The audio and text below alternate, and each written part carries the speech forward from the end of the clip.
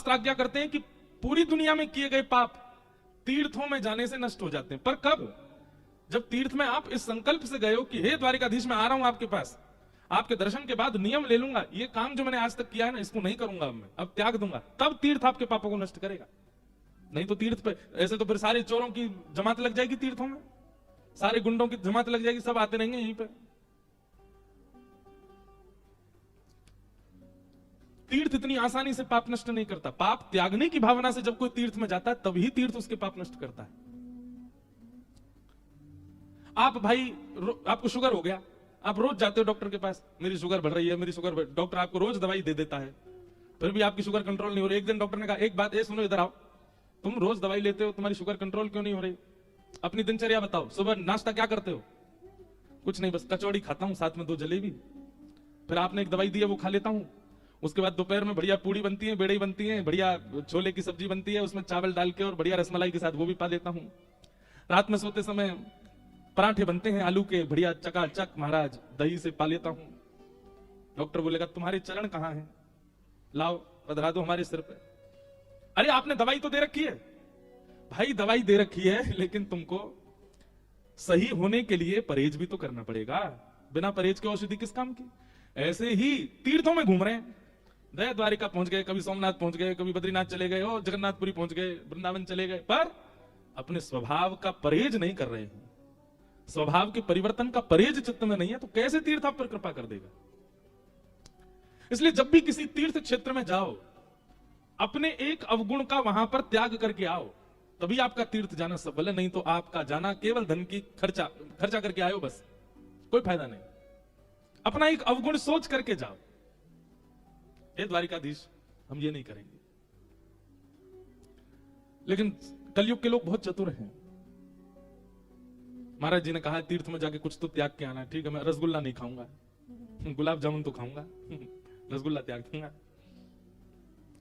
अपने किसी ऐसे अवगुण का त्याग जिस अवगुण के बिना आप रह ही नहीं पा रहे थे, उसका त्याग तीर्थों में होना चाहिए।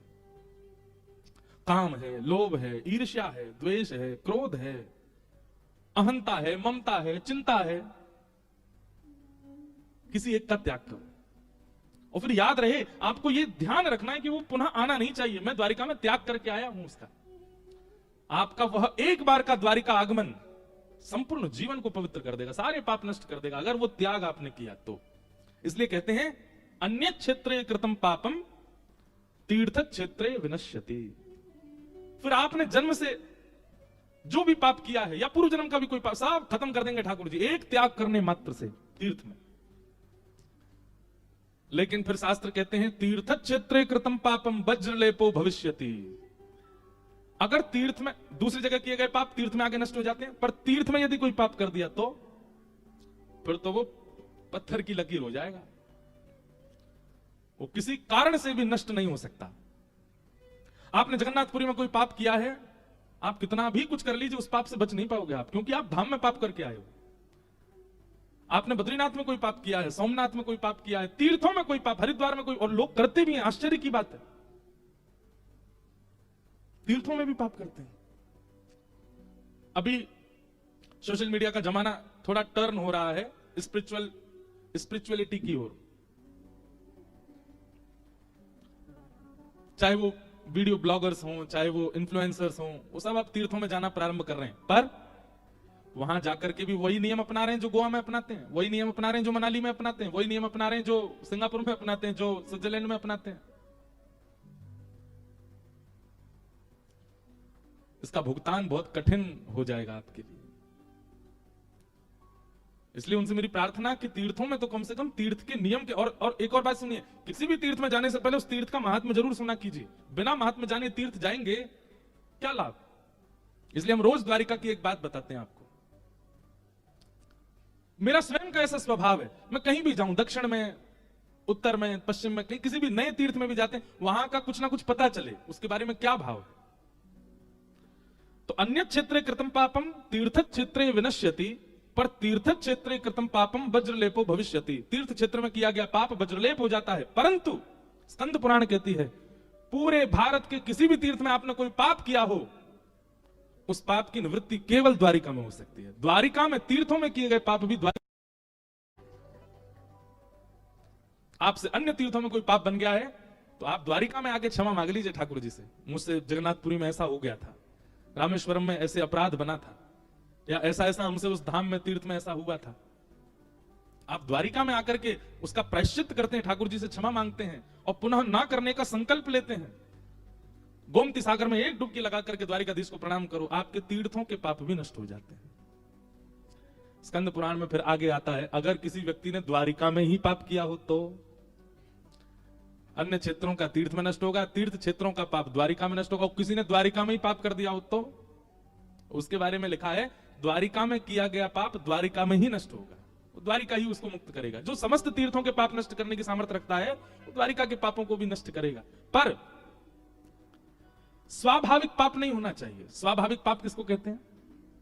जानबूझ करके किया गया, जानते हुए भी किया गया, किसी आचार्य के द्वारा, कथा के द्वारा, सत्संग के द्वारा बताने पर, सावधान करने पर भी किया गया, उसको स्वाभाविक पाप कहते हैं।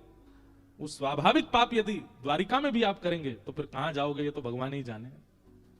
इसलिए द्वारिका में बहुत प्रसन्न रहिए, यहां समस्त पाप नष्ट होते हैं, पर यहां कोई अपराध, कोई पाप, कोई दुष्क्रिया हमसे न बन जाए, इसका बहुत ध्यान रखिएगा। बहुत दयालु, बड़े कृपालु हैं श्री द्वारिकाधीश। और ये अवसर 7 दिन कथा कराने का, 7 दिन एक जगह रहने का, नित्य द्वारिकाधीश दर्शन करने का, ये अवसर उनकी इच्छा से प्राप्त हुआ। इस अवसर का भरपूर प्रयोग कीजिए, कोई पाप ना बने। और द्वारिका में कोई पाप बन जाए तो गोमती सागर में जरूर स्नान कर लीजिए। यह गोमती सागर संगम है, समुद्र में स्नान करने की अनुमति नहीं है यहां पर। क्यों? क्योंकि यहाँ का जो समुद्र है वो कहीं भी गड्ढा है, कहीं भी पत्थर है, तो कहीं आप बुका ना जाओ, कहीं अंतर ध्यान ना हो जाओ, इसलिए यहाँ के समुद्र में स्नान करने का नियम नहीं है। आगे शायद कहीं बन गया हो तो बात अलग है। ये जो दिख रहे हैं ये गोमती सागर, सुदामा सेतु के आगे, और उसका भी नियम है, जब ज्वार भाटा आता तभी जल भरता है वहां पर, तभी स्नान करो गोमती सागर। और वहीं चक्र मिल जाए अगर, गोमती चक्र भीतर, उनको अपने शालिग्राम जी के साथ विराजमान कर दो। तो क्या समझ में आई बात? सारी दुनिया में किए गए पाप तीर्थों में नष्ट होते हैं, तीर्थों में किए गए पाप द्वारिका में नष्ट होते हैं, और द्वारिका में किया गया पाप गोमती सागर में स्नान करने से नष्ट हो जाता है। और फिर गोमती सागर में भी किसी ने अगर पाप कर दिया तो फिर तैरते तैरते आगे चले जाओ, वहीं डूब जाओ, इसके अलावा और कोई उपाय नहीं है फिर। अब इसके बाद और क्या बताया?